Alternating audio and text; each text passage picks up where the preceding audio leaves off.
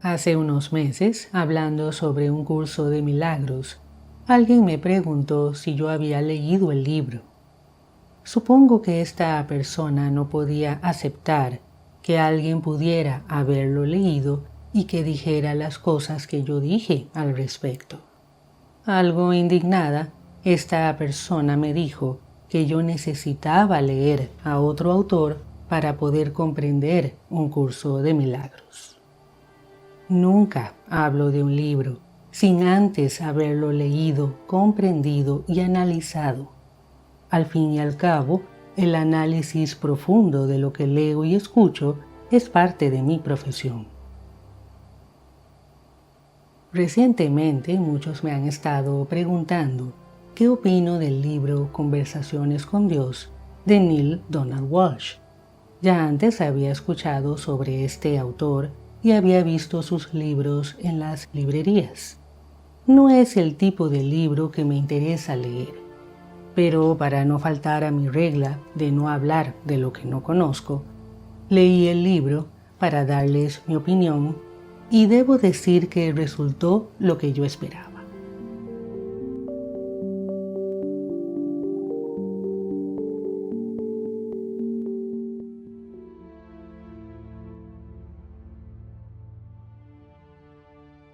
Libros como Conversaciones con Dios y autores como Walsh los hay por miles, solo que algunos son más famosos que otros.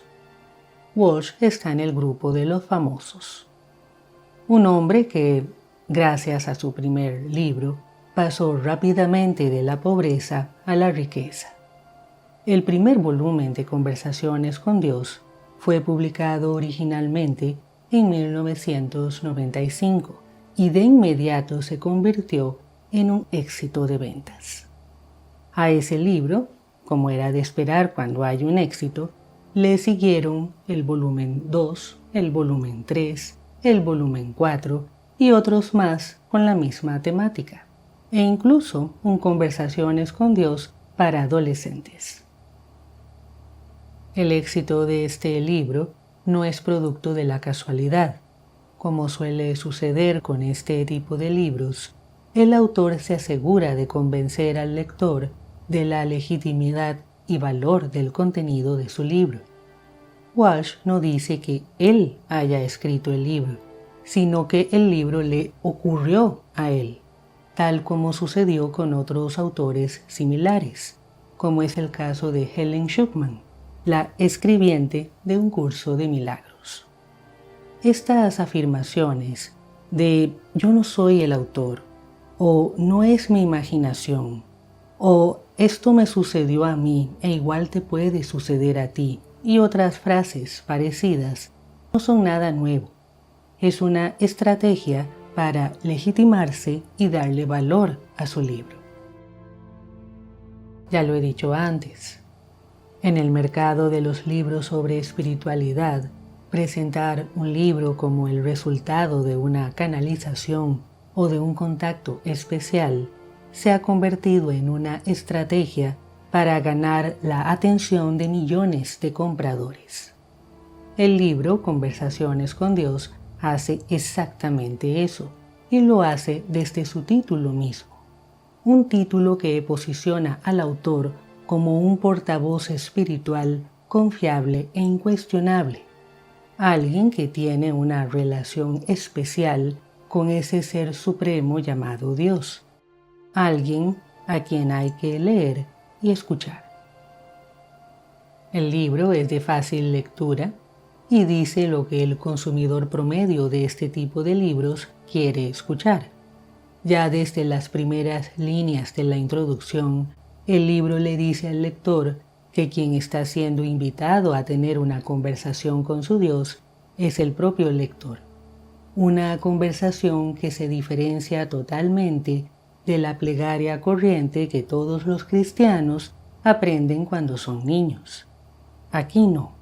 Aquí, dice el libro, el lector está en confianza con su Dios. Este es un discurso manipulador. Conversaciones con Dios explora las temáticas usuales de la llamada espiritualidad alternativa en casi los mismos términos que otros muchos libros de estas corrientes las han tratado, como un curso de milagros. Su punto de vista es esencialmente antropocéntrico, incluso egocéntrico. Todo gira en torno al ser humano y dice lo que muchos seres humanos ansían escuchar, que ellos en realidad son de naturaleza divina, que son creación de Dios, que ese Dios los ama y los protege y al mismo tiempo no los condena y hasta les permite la libertad de crear sus propias experiencias. Estas ideas venden. A muchas personas les gusta escuchar que su ascendencia es divina y que un Dios todopoderoso los ama infinitamente y les perdona todo.